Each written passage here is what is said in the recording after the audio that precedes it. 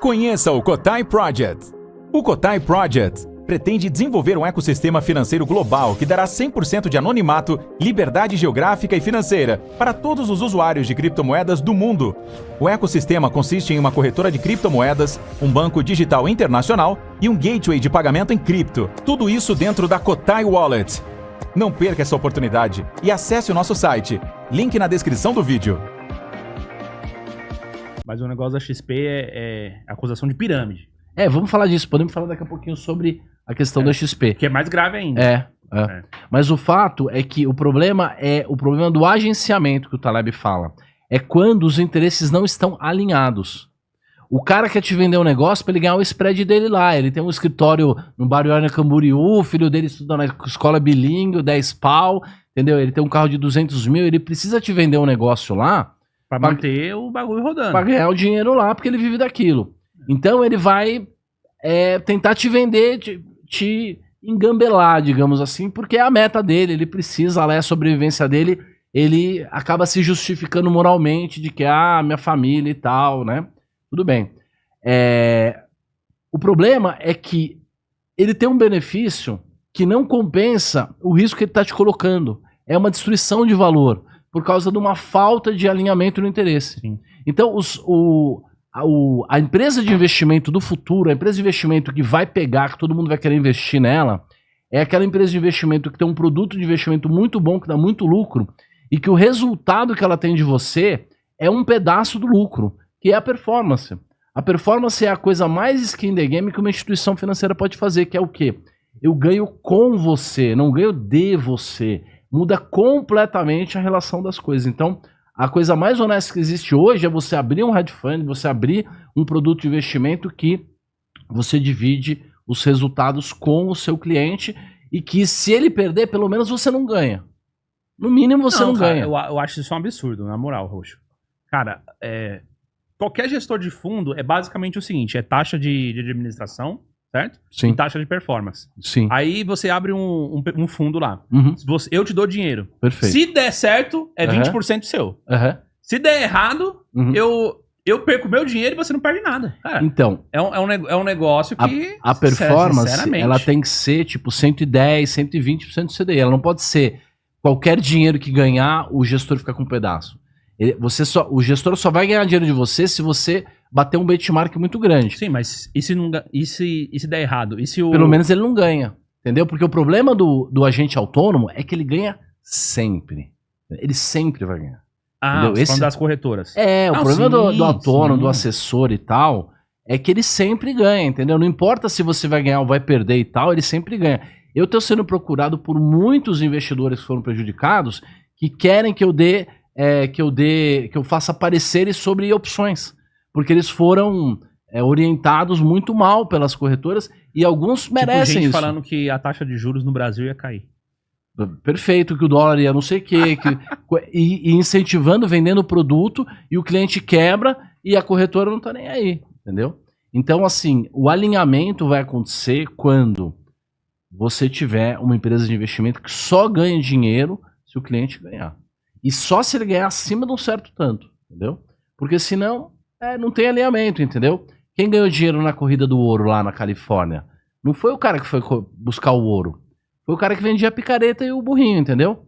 É o cara que dava lá o acesso. Então, as finanças do futuro, a grande empresa de investimento, que todo mundo vai querer ter conta lá, investir lá e tal, é aquela empresa que estiver comprometida com você.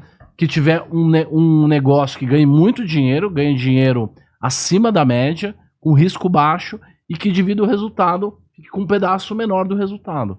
Aí vai funcionar. Esse lugar todo mundo vai querer abrir conta. O iPhone dos investimentos. Mas enfim, a acusação da XP. Certo. É de pirâmide, certo. Porque, acima de tudo, ela tem esse detalhe. Tipo assim, não, o cara ele ganha quando você entra e joga a grana. Não é na performance. Que é uma acusação que isso vem enrolando já desde o ano passado, mas explodiu e foi parar em diversos jornais, inclusive, se eu não me engano, tem uma investigação que ela é internacional, é lá nos Estados Unidos. Vou contar para você. Então, é uma empresa de research internacional, que não é muito grande, não é muito renomada, E ela fez essa carta e ela recomendou vender descoberto short de XP com o seguinte tese. E aí antes, eu vou dizer assim, olha, os gringos são muito ingênuos. Eles não conhecem o Brasil, né? Eles não sabem o que é o Brasil. O fato é que a XP ela tem 2 fundos de investimento lá que servem para quê? Uma delas serve para ser o RLP. O RLP é uma coisa. A outra coisa é um outro fundo que serve para ser contraparte nas operações estruturadas e nas operações de spread, de tesouraria, que é o quê? Você quer fazer uma estratégia, quer comprar um título lá, quer comprar um derivativo. Você chega na mesa da XP e fala, eu quero comprar esse derivativo. Quem vai te vender é a própria XP. Ela vai vender para você. Ela vai vender um negócio que vale 12 de taxa. Ela vai te vender por 13. Ela vai te vender 1% acima. Ela vai ficar com um spread. Toda corretora e banco faz isso. Esse 1% de diferença, ela joga nesse fundo. Então, por exemplo, o BTG não faz a mesma coisa? Óbvio que faz. Todos os bancos fazem a mesma coisa. Só que o que acontece? Eles jogam na tesouraria. Como a XP não é um banco, é uma corretora, ela joga num fundo de investimento. E esse fundo de investimento não tem prejuízo mesmo, ele só cresce, só cresce. Por isso que o cara ficou assustado. É uma parada que só cresce, mas claro, ela tá ganhando lá o spread. E também dos COIs. O que é COI? COI é certificado de operação estruturada. Por exemplo, o assessor te liga e fala assim, senhor Júnior, a Bolsa Americana vai subir, você não quer comprar um certificado? Se a Bolsa Americana subir, você ganha 3 vezes o que a Bolsa subir. Só que se cair, você não perde nada. Você fala, pô, é uma boa jogada. Interessante. Ela monta isso, ela joga isso na sua conta, ela trava com o mercado e ela fica com uma parte grande do lucro. Mas isso está no contrato, todo mundo sabe. É uma coisa um pouco antiética. Mas não é uma pirâmide. Não precisa de caras novos entrar, senão a empresa vai quebrar. Ela não vai quebrar. E continuarão tendo estratégias estruturadas que são boas. Eu já dei consultoria para vários escritórios da XP que eu ajudava eles a montarem COIs bons, COIs que davam dinheiro, que tinham uma boa relação, que eles cobravam um spread um pouco menor para ficar mais vantajoso para o cliente. Então, assim, dá totó em cliente, toda a instituição financeira dá, normal, JP Morgan, qualquer lugar do mundo. O que aconteceu é que, por algum motivo, muitos influenciadores começaram a atacar demais a XP, entendeu? É normal, é uma placa grande, ela é muito atacada e com certeza concorrentes estão ajudando a patrocinar esse ataque. Eu vejo quem são os influenciadores e eles são patrocinados pelos concorrentes, né? Então é um ataque maciço. Ela não passou da... Eu vou explicar o que é o RLP. Vou explicar o que é o RLP. Todos eles passam da linha. Todo assessor vai te enfiar um produto. Ele não tá afim que você ganhe dinheiro. Ele não tem interesse alinhado com você. Ele tá falando pro seu trader, não pro seu estrategista, nem pro seu analista. Ele não entende investimento. Aquele cara com aquela roupa elegante, com aquele sapato sem meia, com aquele carro gringo, com aquele sotaque meio de gaúcho, meio de catarinense lá, que vai vender um produto pra você, com aquele cabelinho, ele sabe bosta, sabe porra nenhuma, nem nada. Assessores de investimento no Brasil sabem bosta. Diretores de banco no Brasil não sabem nada de investimento. Eles não sabem o que é a carteira 360 que você fez lá. A minha aula, o meu treinamento, você sabe mais que os caras. É impressionante. Porque são vendedores. Eles têm que contar a história bonita, entendeu? E o brasileiro e o ser humano, ele é muito sensível à sinalização de virtude e de riqueza. Você vê o cara falando difícil, com aquela roupa, com aquela namorada, todo fortão e tal, você fala, pô, esse cara sabe tudo. E vai te enfiar um produto desse aí. Mas não é só a XP, galera. Todo o mercado faz isso. E precisa ter um alinhamento ético, moral e tal, que vai acontecer no futuro. Resumindo, você tem que ser um cara que tem que estudar bastante para não cair nesses papos e saber aonde você vai botar seu dinheiro. Isso, e tem que fazer uma coisa muito simples e às vezes você quer colocar no Tesouro Selic, que é o mais básico, entendeu? E o cara vai vir com uma tese para você que você é burro, que você não sabe nada, que não sei o que, que você tem que pôr num outro produto, por quê? O outro produto é o que vai dar a taxa para ele, entendeu? Mas assim, já tem um Open Bank agora as corretoras vão ter que abrir os resultados que ela tem de você. Agora eu vou contar uma outra história do negócio chamado RLP. Retail Provide Liquidity, que é o quê? No passado, no pregão, quando eu tinha um lote muito grande para vender, para comprar no mercado, eu ligava para o meu corretor lá no pregão, ele ficava muito feliz. Eu trabalhava no banco, ele era o broker lá, o corretor lá do pregão do banco. Ele ficava muito feliz quando ele tinha 20 quilos de vale para vender a mercado. Por quê? Porque ele chegava no scalper, no autônomo, e falava, ó, tenho 20 quilos aqui a mercado. O autônomo chegava lá na roda e falava, como é que é? Ah, é 10 com 20. Aí ele começava, venda 20, venda 20, venda 20, venda 20, venda 20. Tchau, tchau, tchau. Vendeu a 20. Aí ele ia lá e tomava de você a 10. Do banco. Então ele fazia um negócio de 10 com 20. Para 50 quilos, ele fazia 5 mil reais. Só nesse negócio. Ele ganhava, o corretor lá, o scalper ganhava 5 mil reais nesse belisco. No futuro, o que foi acontecer? Ele modificava o valor de mercado? Não era 10 com 20? Era. Então, ele ficava tentando vender a 20. Se ele conseguia vender a 20, ele passava Então. um direto com você a 10, porque você tinha uma ordem a mercado, entendeu? Pra vender a qualquer preço. Mas por que ele podia fazer isso? Tipo, de modificar? Ou... Ninguém sabia que o operador de pregão tinha 10. conversado com o scalper, a diferença de 10 para 20 não tinha. Ele ia bater em alguém a 10, inclusive. Só que ele esperava para bater no scalper, porque o scalper tinha vendido a 20 e ele ia ganhar esse belisco de 10 centavos. Sempre foi assim.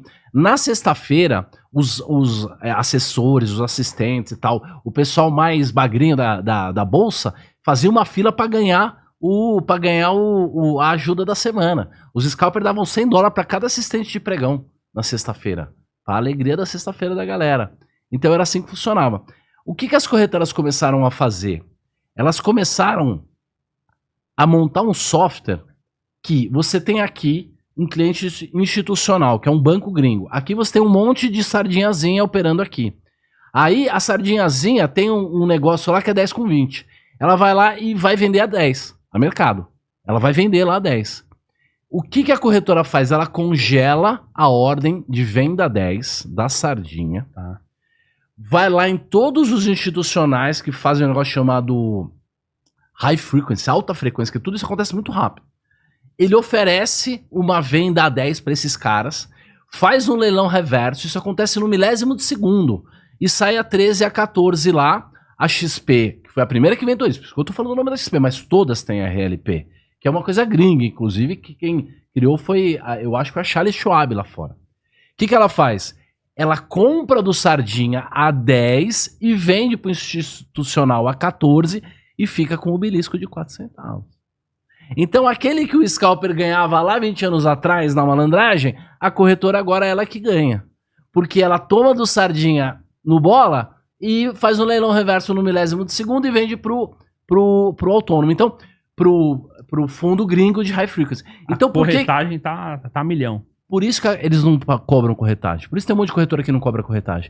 Porque ela quer que você fique lá no bingo comprando e vendendo loucamente, porque ela pega as suas ofertas e negocia com os bancos. Então, hoje, toda corretora te dá plataforma de graça, corretagem zero, ainda mais para negociar mini índice futuro. O que tem de influenciador dizendo que você vai ganhar mini índice futuro um monte de dinheiro. Por quê? Porque o mini índice, o book do mini índice é muito gigante. Tem milhões de caras comprando a 10 e milhões de caras vendendo a 20.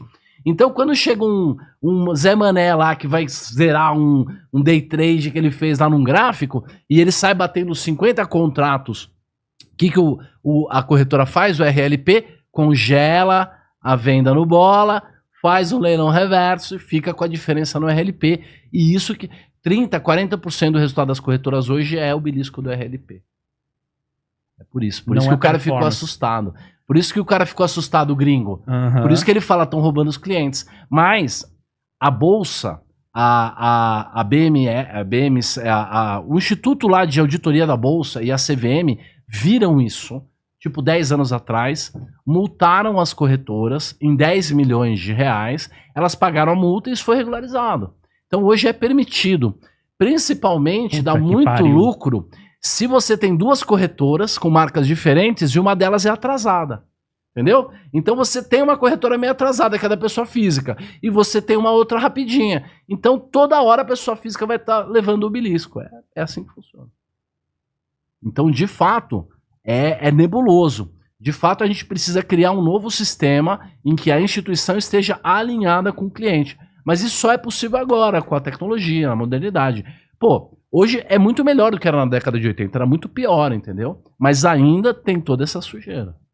Imagina quanto dinheiro o Barça já não pegou nessa daí. O pessoal chamava do velho, o velho do pregão, porque ele trabalhava no pregão, né? Então. É, isso. E ele era... Sabe o que ele fazia também? Ele fazia uma coisa que era moralmente muito humilhante, assim, em termos de honra. Ele fazia negócio no fracionário. O que é? Ele ficava comprando do Sardinhazinha, que tinha uma ação, 2 ações, 3 ações, que é mais barato o lote fracionário. Aí quando ele juntava 100, aí ele ia lá e vendia no lote do 100, que vendia alguns centavos mais caro. Mas ele trabalhou muitos anos comprando ações no fracionário, que saía mais barato. E acho que ele guardava pra ele e tal. Mas você queria humilhar alguém no pregão 30 anos atrás, era falar que o cara trabalhava no fracionário. Entendeu? Entendi. O cara era tipo... É tipo catalata. Ah, entendi. Entendeu? Tipo... ralé. Baixo clero o negócio. Sim. Entendi. Mas é isso. Foi usando o sapato furado e amarrando o óculos que ele se tornou um bilionário. E a maioria dos caras de pregão, depois que acabou o pregão, os caras viraram corretor de imóvel e muitos ficaram muito deprimidos e acabou a vida dos caras, porque os caras não sabiam fazer outra coisa. Ah, mas é óbvio, né? Era uma profissão que o cara tava lá o dia inteiro na adrenalina. Não vai encontrar isso em lugar nenhum. E ganhava bem e tal. Não tinha outra coisa assim. Que nem o programador hoje em dia que tá perdendo emprego.